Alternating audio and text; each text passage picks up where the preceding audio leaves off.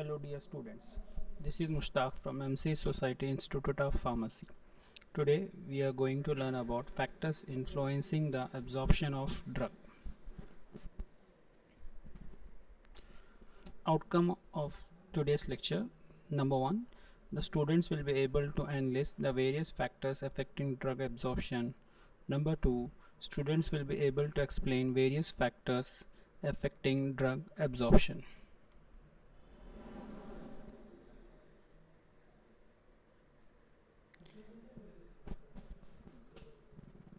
The amount and speed of absorption of drugs depends on many factors, and these can be summarized as follows. First, drug related factors. Under that, first one is physical properties of the drug, that is physical state, lipid or water solubility. Number 2, that is nature of the dosage form. Under that, sub two categories are there, that is formulation and particle size. And factors affecting drug with respect to patients, that is called patient related factors. Under that, A, physiological factors like ionization, pH of GI fluid in the blood, GI transit time, area of the absorbing surface and local circulation, first pass metabolism, presence of other agents.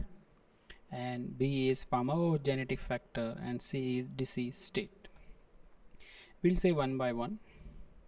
First, drug related factors affecting the absorption of drugs.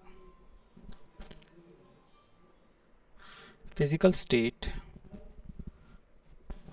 liquids are better absorbed than solids. So if you take the liquid dosage form, it will get better absorbed than the solid dosage forms.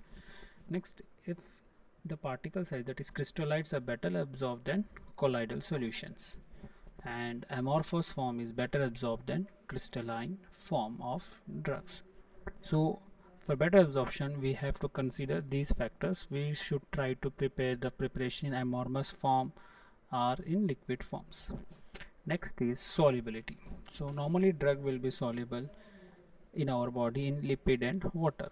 Higher the lipid solubility, greater is the rate of absorption from gastrointestinal tract. For example, fat soluble vitamins A, D, E, and K are better absorbed. Since this is a statement which we should remember, that higher the lipid solubility, greater is the rate of absorption.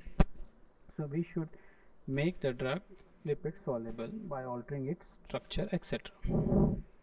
Second factor, that is dosage form. Under that, first particle size. If there is a large particle size, it takes time to disintegrate and break down and get dissolved into the gastric juice, so it takes greater time. Hence, smaller the particle size is greater in rate of absorption. Since we should make the particle size smaller to aid the absorption. Examples are chloramphenicol, steroids, etc. Next, formulation. Formulation means the dosage form is prepared by using active agents and inactive ingredients. So the inactive ingredients determines whether the absorption will be good or bad. For examples, substance like lactose, sucrose, starch, calcium phosphate, calcium lactate are used as inert diluents in formulating tablets and powders. So these agents may interfere with active drug and affects its absorption, like calcium magnesium ions reduces absorption of tetracyclines. Calcium and calciferol may lead to calcium toxicity. Hence we have to check the formulation such that it should not alter the absorption. By using this point, we can also formulate the drugs which may show slow release, that is also called sustained release dosage forms. Next is patient related factors affecting the absorption of drug. First, ionization. Unionized drugs are lipid soluble, so we know that the agents which are lipid soluble will get good absorption. Okay, so unionized drugs are lipid soluble while ionized are water soluble agents. Hence unionized drugs are better absorbed than ionized drugs since they are lipid soluble. Next factor is pH. That is pH of GI tract and blood may interfere with absorption of drug. Acidic drugs are better absorbed in stomach since the pH of stomach is acidic, so it aids the absorption of acidic drugs like salicylates, barbiturates, etc. Basic drugs are well absorbed in alkaline medium of intestine like pethidine and ephedrine. So care should be taken that the formulation should be designed such that the absorption will not get affected.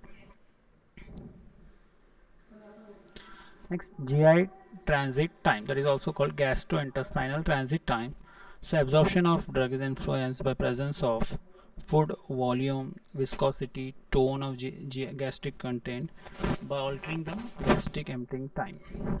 So if there is increased gastric emptying time, the absorption will get slowed. And if there is a decrease in gastric emptying time, the absorption will be good.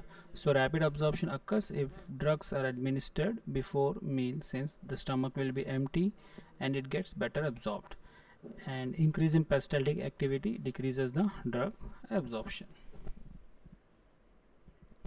Area of absorption, as we know that if there is increase in surface area, there will be good absorption of drug. Hence we know that stomach has a smaller surface area compared to small intestine. Hence drugs are better absorbed in intestine than in stomach. First pass metabolism. Already we have learned that first pass metabolism is the metabolism of drug when it goes to the liver first time.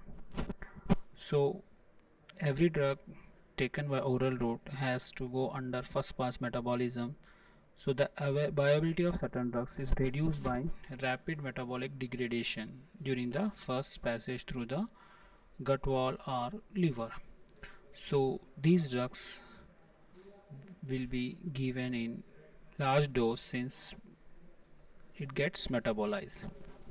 If a smaller dose will be given, it will not reach into the blood circulation in proper concentration and will not affect the body.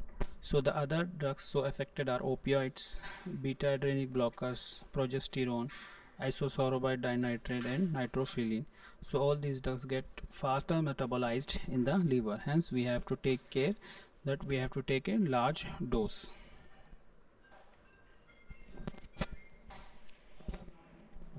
Presence of other agents. So vitamin C enhances the absorption of iron from gastrointestinal tract, while fights reduces its. Since presence of one agent may retard or promotes the absorption of other drugs, so care should be taken that there should no incompatibilities during the absorption. So liquid paraffin reduces absorption of fat soluble vitamins A, D, E, K. Calcium by chelation reduces absorption of tetracyclines. So care should be taken that these compounds should not be administered at a time, otherwise the absorption will get altered.